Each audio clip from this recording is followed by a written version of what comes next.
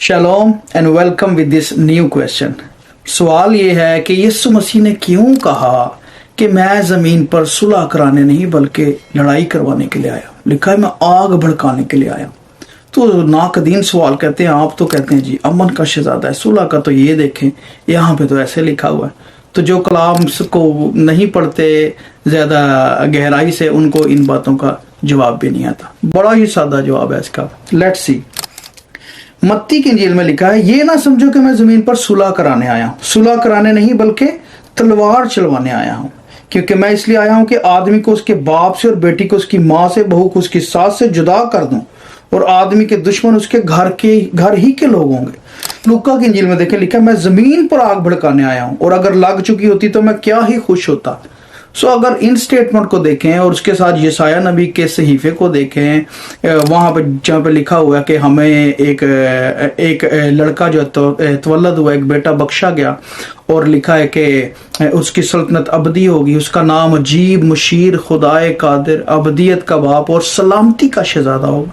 तो हम तो प्रिंस ऑफ पीस कहते हैं। वो कहते हैं जी ये देखें प्रिंस ऑफ पीस तो खुद कह रहे हैं मैं लड़ाई करवाने आया हूँ। ठीक है। फिर देखें कि जब आसमान से फरिश्ते आए तो वहां पे भी उन्होंने लिखा है कि वो जो है ना सुलह का शहजादा है, अमन का वो बानी है। लिखा है कि आलम बाला पर खुदा की तमजीद हो और जमीन पर उन आदमियों में जिनसे वो राजी है सुलह है। तो यहाँ पे भी वो फरिश्ते भी यही गवाही देना सुलह कराने के लिए आए।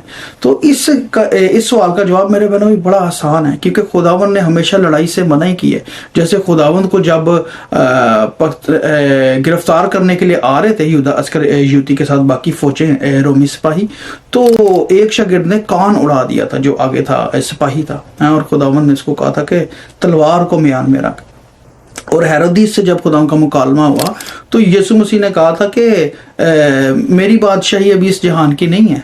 अगर इस जहान की होती तो मेरे शागिर्द लड़ते, लेकिन मेरी बादशाही इस जमीन की नहीं है। हाँ, वो आसमानी बादशाही, वो आसमान की बादशाही की मुनादी करने के लिए आए थे। और मत्ती की इंजील में जैसे खुदा ने वो शुरू की है तो लिखा है कि तब से उसने आसमान की बादशाही की मुनादी करना शुरू की।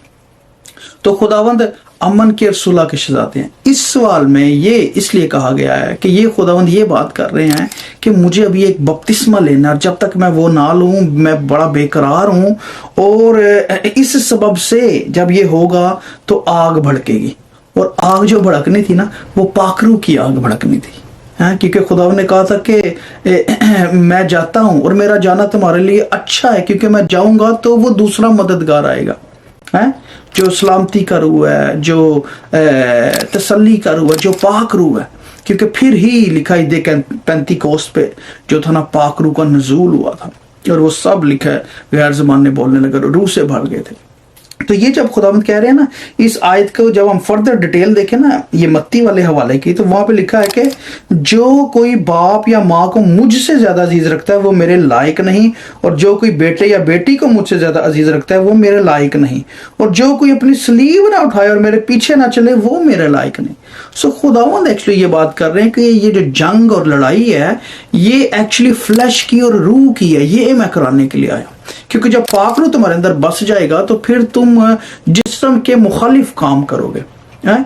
और जिस्म के मुखालिफ काम करना यही है कि तुम गुनाह से तुम दूर रहोगे, तुम गुनाह की सरिश तुम्हारे में से जाती रहेगी। ठीक है जी।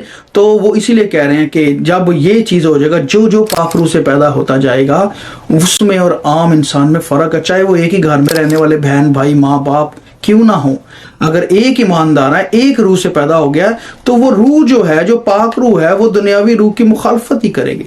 इसीलिए आज भी देखें कि जो भी कोई कन्वर्ट हो जाता है कैसे उसके घर वाले उसके खिलाफ हो जाते हैं। मुसलमानों में तो बहुत ही ज्यादा है, या गैर मज़ाहिब में भी, हिंदुओं में भी। अगर कोई मसीही हो जाता है तो उसका सारा घराना उसके खिलाफ हो जाता है। तो खुदावंद ये चीज कह रहे हैं। और खुदावंद ने बनी इसराइल को जो सबसे बड़ा कानून दिया था ना, तो खुदावंद ने कहा था सुन आए इसराइल, शमा इस्राएल, सुन आए इसराइल कि खुदावंद तेरा खुदा एक ही खुदा है, तू अपने पूरे दिल से, पूरी जान से, पूरी ताकत से खुदावंद अपने खुदा से मोहब्बत रख। यानी कि सबसे पहले कौन है? خدا ہے تو خدا نہیں چاہتا کہ ویسے خداوند نے گھرانہ بخشا ہوا ہے، یہ ساری برکتیں ہیں، ازدواج کی برکت، بچوں کی، ماں باپ کی، لیکن خداوند ہی از اے جیلس گاڈ ایز ویل۔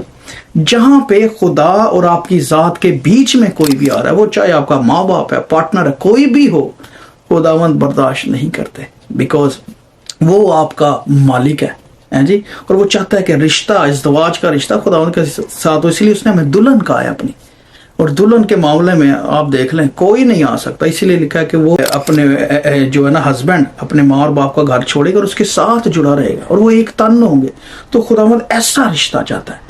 اس معاملے میں خداوند کہتا ہے میں لڑائی کروں گا، اور پاک روح مخالفت کرے گا جو بھی اس چیز کے انگینسٹ ہوگا، یا ایسی کہیں کہ کوئی ایسی روح جو مسیحی نہیں ہے یا جو خداوند کی طرف سے نہیں ہے، تو وہ آپ اس کی مخالفت کریں گے، اور اس کے ساتھ ساتھ آپ اپنی فلیش کی بھی، چونکہ ہماری جو فلیش ہے نا، جسم کے کام، اب جسم کے کام تو ظاہر ہے، لکھا ہے جیسے حرام کاری، شہوت پرستی، بت پرستی، عداوتیں، جھگڑے، حسد، بغض، جدائیاں، سو یہ سارے کے سارے جسم کے کام ہیں، لیکن روح کا کام جو ہے وہ فرق ہے، روح کے پھل فرق ہے۔ تو یہ ہے ایکچولی لڑائی اور جنگ۔ تو جو روح سے پیدا ہو جائے گا وہ جسم کے کاموں کو پورا نہ کرے گا، اور روح کے کاموں کے لیے لکھا ہے کہ کوئی شریعت اس کے مخالف نہیں ہے، کیونکہ وہ اچھے کام ہیں، وہ راستی کے کام ہیں۔ آمین۔ تو یہ ہے اصل میں اس آیت کا جو ہے نا انٹرپریٹیشن۔ سو یہ وہ نہیں ہے کہ ایک جملہ یہاں سے اٹھایا اور ایک جملہ یہاں سے اٹھایا اور پیش کر دیا، اور ہمارے مسیح بہن بھائی یا بچے جن کو نہیں پتا، سو دے گیٹ کنفیوز کہ اوہ یہ کیا بات ہے۔ آمین۔